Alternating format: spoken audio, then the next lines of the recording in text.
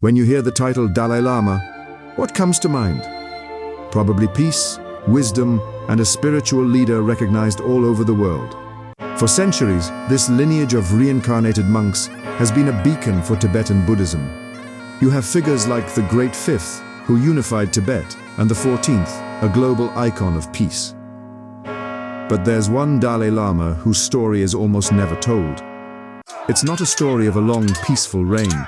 Instead, it's a story of political games, foreign armies, and a life cut tragically short. He was the only Dalai Lama born outside of Tibet, a Mongol prince whose lineage would both secure his power and seal his fate. He was a god king chosen not for his spirit, but for his bloodline, a pawn in a game of empires. Enthroned as a boy, he would rule in name for just over a decade, only to die at the age of 27 under a dark cloud of suspicion.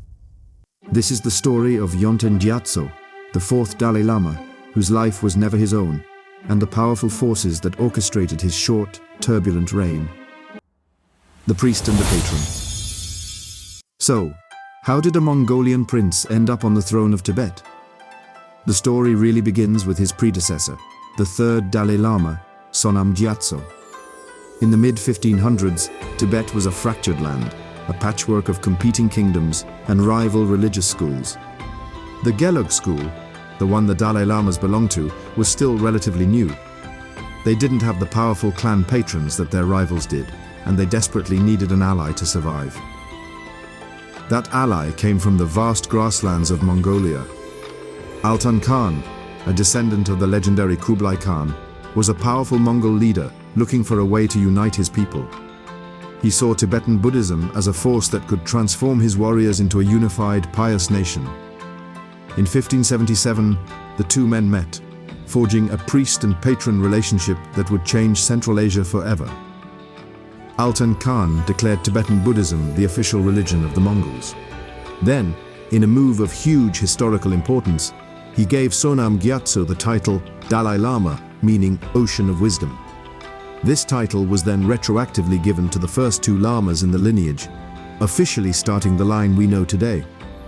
In return, the Gelug school got the fierce military protection of the Mongol hordes. This alliance was so vital that when Yonten Gyatso died in Mongolia in 1588, he made a promise. He told his Mongol followers he would be reincarnated among them, ensuring the bond wouldn't break. This wasn't just a spiritual promise, it was a brilliant political move. The state oracle of Tibet confirmed it. The next Dalai Lama wouldn't be found in the sacred mountains of Tibet, but in the heart of the Mongol Empire. A Mongolian prince on the Tibetan throne. And sure enough, in 1589, a boy was born to a Mongol chieftain, the great-grandson of Altan Khan himself. His name was Yonten Gyatso. For the Gelug school and the Mongols, this was perfect. His recognition as the fourth Dalai Lama cemented the alliance, guaranteeing Mongol support for generations to come. But while it was a political victory, it was incredibly controversial. Back in Lhasa, many were skeptical. A foreign-born Dalai Lama?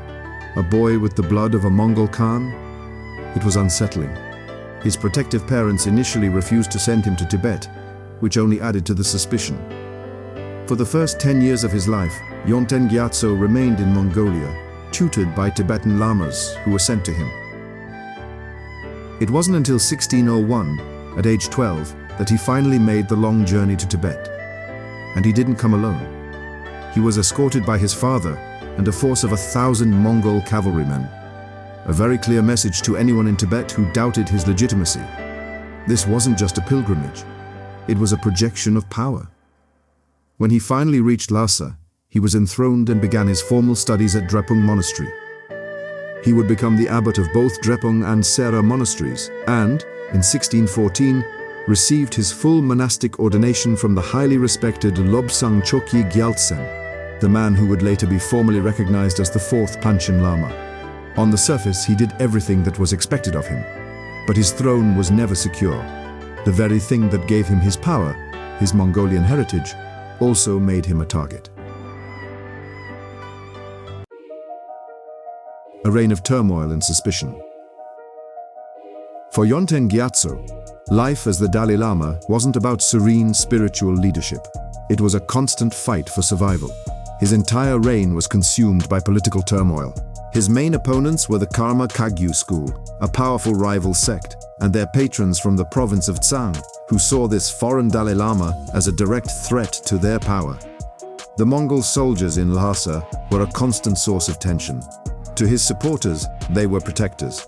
To his enemies, they were an occupying army. The conflict kept escalating. In 1605, a rival prince invaded Lhasa, attacking Drepung Monastery itself and forcing the young Dalai Lama to flee. The sacred city had become a battlefield. His life was a tightrope walk between his spiritual duties and his role as a political chess piece. His Mongol blood was his only real shield. The one-time Mongol military force was decisively used during his reign. It was to defend the Gelug school against the rulers of Tsang in the final year of his life. It was a blunt reminder that his authority rested not on Tibetan acceptance, but on foreign steel. Could a leader propped up by a foreign army ever truly win the hearts of the Tibetan people? That question would never be answered. His reign, which started with political maneuvering, would end in deep suspicion. In January 1617, at Drepung Monastery, Yonten Gyatso died. He was only 27 years old. Officially, his death was unexplained, but whispers immediately started to fly. Was it poison? While there's no definitive proof, the theory has lingered for centuries, fueled by the intense opposition he faced his entire life. He had powerful enemies, and his sudden death at such a young age felt like the tragic final act in a play that was never his to direct. The story of Yonten Gyatso is a powerful reminder that even the most sacred figures can get caught in the brutal realities of power and politics. His life was a storm he didn't choose, and his legacy is one of the most complicated in Tibetan history. What are your thoughts? Was Yonten Gyatso's life a political tragedy or a necessary sacrifice for the Gelug school's rise to power? Let us know in the comments below. And if you want to explore more hidden stories from history, make sure to subscribe and hit that notification bell so you don't miss our next video. Yonten Gyatso's reign lasted just 15 years. He was a foreigner on the highest throne in Tibet, a leader whose power was challenged at every turn. Yet, his short, troubled life had a lasting impact. His very existence solidified the critical bond between Tibet and Mongolia, an alliance that would define Central Asian politics for centuries and ultimately pave the way for his successor, the great fifth Dalai Lama, to finally unify Tibet. His own chief attendant, Sonam Rapten, would be the one to find the next reincarnation and would eventually become the regent, wielding incredible power himself. The Dalai Lama, who ruled for just 15 years, remains a tragic figure. A god-king with little real control, a spiritual leader born into a political firestorm, and a man whose controversial death at 27 ensured his life would be remembered not for what he did, but for what was done to him.